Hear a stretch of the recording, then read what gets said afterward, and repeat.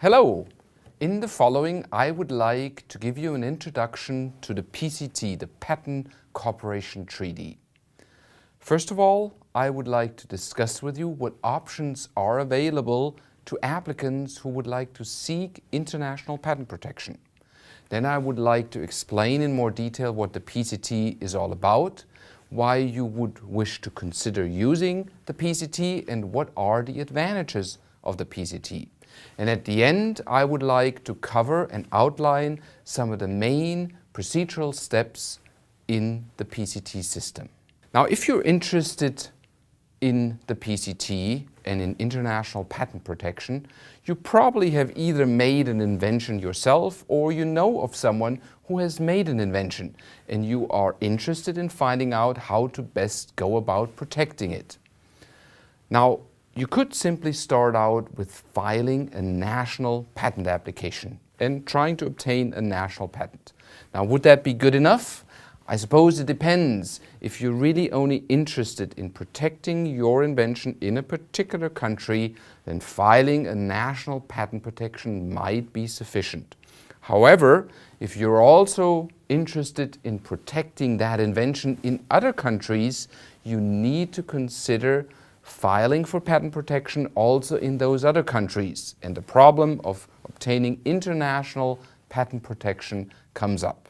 Now, why do you need protection in multiple countries? Well, that's essentially because of the principle of territoriality, which applies in the international patent system. And this principle means that if you obtain a patent in one country or in a particular territory, you're really only protected in that one country.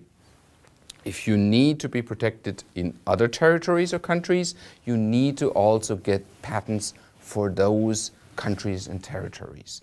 So if you take an example, if you have a US patent and someone is infringing your US patent, you're protected against such infringers in the United States of America. So you can either stop them or ask for compensation for whatever acts they have been taken. However, you would not necessarily be protected against infringing acts taken in other countries, in Europe, in Japan, in China. If you also want to be protected against such acts in those countries, you need to obtain a patent in Europe, in Japan, in China, as the case may be. So as a result, if your business tends to be more global, if you're interested also in foreign markets, you really need to consider obtaining international patent protection or patent protection in multiple countries. So there are really two main options available to applicants out there to obtain international patent protection. You can either file for protection under the Paris Convention, an international treaty established in 1883, or through the Pct, the Patent Cooperation Treaty. Let's first take a look at the option going through the Paris Convention. And how does the Paris Convention really works? Well, the Paris Convention, this international treaty, basically sets up a system where a national of one of the member states of the Paris Convention can file a first or initial patent application in one of the member states of the Paris Convention. And then he or she has the right to follow up with further applications, subsequent applications, if he files those subsequent applications not later than 12 months from the filing date of the initial application. If he files before the expiration of 12 months, he can do what we call claim priority of the earlier filed application. And this is contained in Article 4 of the Paris Convention. This claiming priority of an earlier application has the effect that for prior art purposes, the subsequently filed applications will be treated as if they had already been filed on the same day the initial application was submitted. Now, the Pct really builds on the Paris Convention and also contains the right to claim priority just as in Article 4 of the Paris Convention. But it expands things further, and I'll explain that to you in more detail in a moment. Do keep in mind, however, that even if we tend to think that filing under the PCT system is probably the better option for you in the majority of cases, there are some scenarios where filing under the Paris Convention really still is something you need to seriously consider. One case that I have in mind here is if you need protection in a non-PCT contracting state. So if a country has not yet joined the PCT, but you still would like protection in that particular country, you need to go through the Paris Convention. Or if you are an applicant who really only needs protection in 2-3 countries, and you're very certain about this, and you're not going to change your mind at any later stage in the process, then maybe filing for the Paris Convention in those 3 countries might be the better option, or at least a more economic option to you than going through the PCT. So what is the PCT? The PCT is also an international treaty which was concluded and signed by states in June 1970 in a conference in Washington, D.C. It became operational 8 years later in June 1978 with a mere 18 contracting states at the time. The PCT is really a procedural treaty that facilitates the obtaining of patents internationally. The way it works, rather than filing multiple applications, you file a single PCT application which has the same effect as filing a national application for all of the contracting states of the PCT at the same time. Do keep in mind, however, that the ultimate decision whether a patent can or cannot be granted remains with the national offices that we call the designated offices. Those are the offices which you designate when you file your international application. And they ultimately will decide whether a patent can or cannot be granted on your claimed invention. The PCT really has grown enormously over the years. As far as the contracting states are concerned, as I said, it started out with only 18 contracting states, and now we have more than 145 contracting states all over the world. Also, the number of applications. In 1978, there were only 636 applications filed at the time, and in 2012, we had more than 190,000 PCT applications filed. So really a clear example of exceptional growth that you can see in the PCT system. So why all of this success, or what are the real advantages of the PCT, in particular over the Paris Convention? One of the elements of this, I would think, is simplification.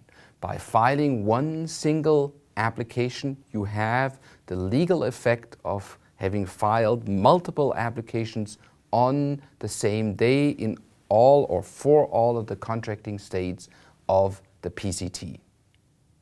And when you file a PCT application, you only need to comply with one set of formality requirements, not multiple formality requirements. This even applies later on before the national offices where you continue with your application until patent grant. They need to apply the same set of formality requirements that apply under the PCT, and they cannot ask you to comply with different or additional formality requirements than those under the PCT. If you use the PCT, you're able to postpone major costs associated with international patent protection until a later stage. The major costs really are translation costs, national filing fees, and fees that you need to pay to an agent to help you prosecute your application. These costs under the Paris Convention, you would really already have to come up with them before the expiration of 12 months when you have to file your multiple national applications, as I explained earlier. Under the PCT, these costs are postponed for an additional 18 months until 30 months from the filing date of your initial application. Only at that stage would you have to come up with those additional fees and pay those additional fees and bear those costs. The PCT also provides you with a strong basis for your future patenting decisions by providing the applicant with important reports, for instance, the International Search Report and the written opinion, which are established by an authority called the International Searching Authority and which are made available to the applicant in the process of the international application. Optionally, applicants can also ask for what we call a supplementary search report, which is a secondary search done by a different searching authority or by something called international preliminary examination, which would lead to a report from an international preliminary examining authority or IPA, which gives the applicant essentially another opportunity to amend his or her application and to come to maybe a more positive final report before going to the national offices than the report that was issued by the International Searching Authority, that was the search report and the written opinion of the ISA. One real critical advantage of the PCT that I haven't mentioned yet is that the PCT really buys you additional time. I already mentioned that the costs are postponed, but you really also gain additional time, additional 18 months in comparison to the Paris Convention, before you really need to take the decision if you want to continue with your application before the national offices and before which offices you would like to continue in the national phase before those national offices. And this additional time is extremely valuable to applicants because they can do further research on their inventions, they can check the markets, they can evaluate the opportunities for their inventions and see if and where they really need patent protection at the end of the day. And do keep in mind that the initial decision that you took when you filed your PCT application, that you needed patent protection in 10 countries, for instance, that decision can change. It can go either way. Either you come to the conclusion, this is really a great invention, I need patent protection in even more countries, and that's absolutely doable under the PCT.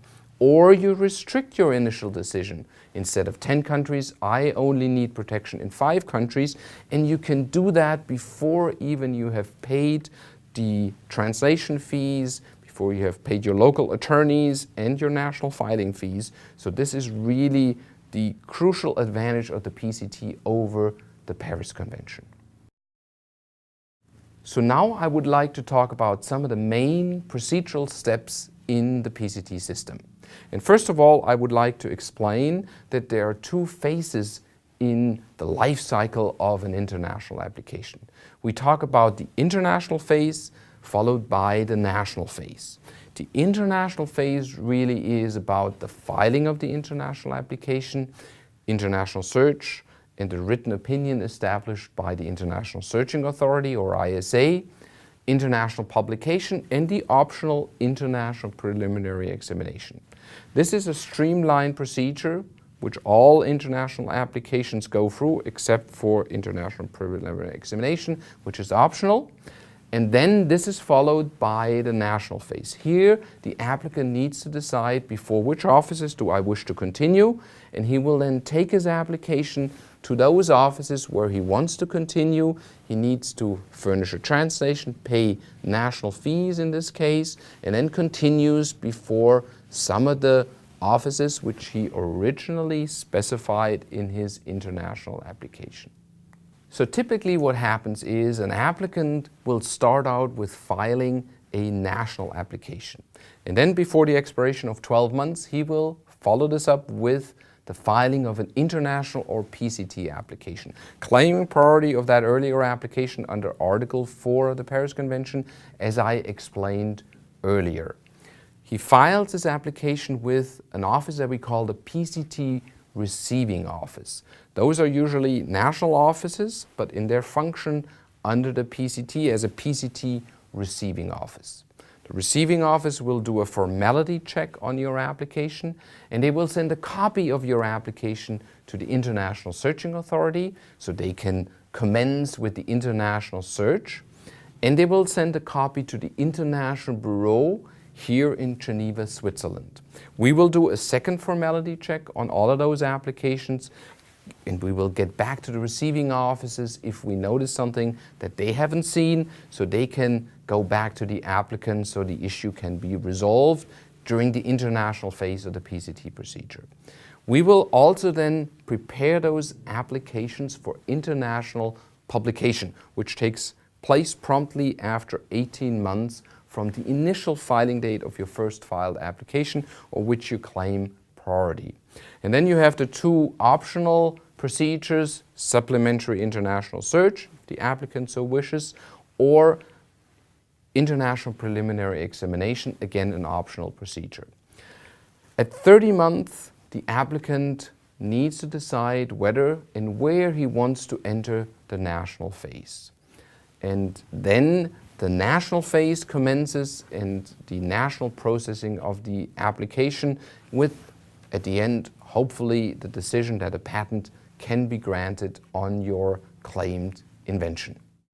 So I hope I was able to show you in this short presentation that the PCT buys you valuable time and provides you with relevant information to allow you to take informed decisions about whether and where to obtain international protection for your claimed invention. I discussed some of the main advantages of the PCT, in particular in comparison to filings under the Paris Convention, and I gave you a brief overview over the main procedural steps in an international application. If you want to know more about the PCT system and how it works and functions in practice, please feel free to contact us, and you will find all the contact information on our internet site.